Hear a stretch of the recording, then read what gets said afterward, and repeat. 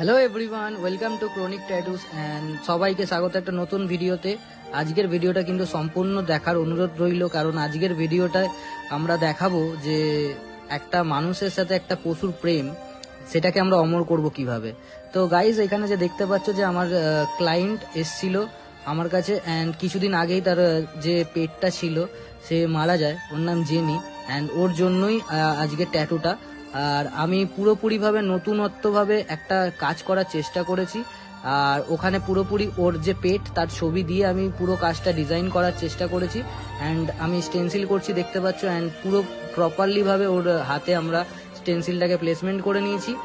And এরপরে আমরা free হ্যান্ডে কিছু কাজ করার চেষ্টা করেছি যাতে ট্যাটুটাকে কমপ্লিটলি সুন্দর দেখানো যায়।